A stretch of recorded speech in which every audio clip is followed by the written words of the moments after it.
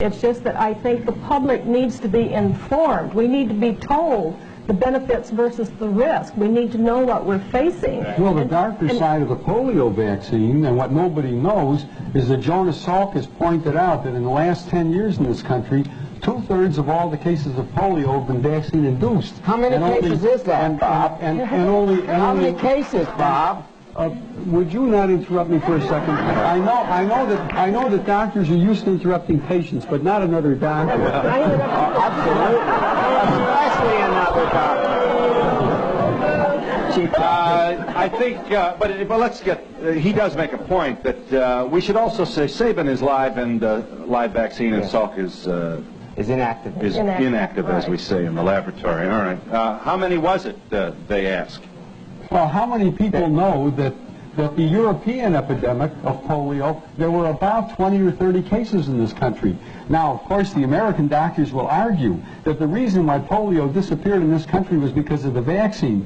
But then why did it disappear in Europe in the 1940s and the 1950s without mass vaccination? Right. Why doesn't it occur in the third world where only 10% of the people have ever been immunized against polio or anything else? So, in other words, we may be fighting a tiger that died. That's quite correct. Ask the people in Great Britain. Ask the people in Japan who... Back here. Gentlemen, if you please, I've got probably the smartest audience we've ever had. I have a question. How long a delayed action, if any, would you connect this with, like MS?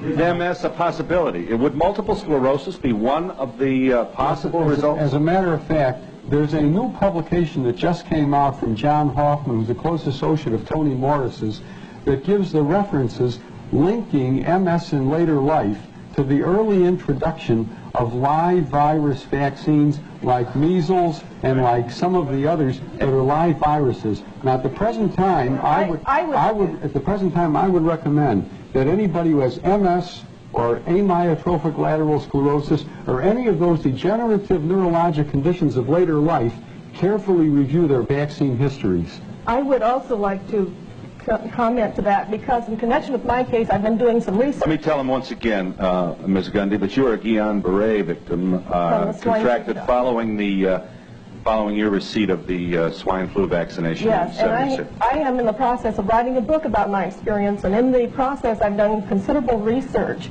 And from what I have learned, it looks as if immunizations frequently cause autoimmune diseases, not only Guillain-Barré syndrome, but lupus, rheumatoid arthritis, multiple sclerosis, and other types of things. Now, I have no data at this point. We should also say that there's a good deal of evidence suggesting that multiple sclerosis may be the result of distemper in an animal that the victim received during childhood.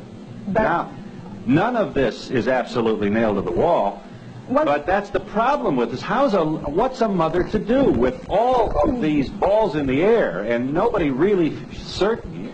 I would just like to also comment that we had 46 million people vaccinated with the swine flu shot.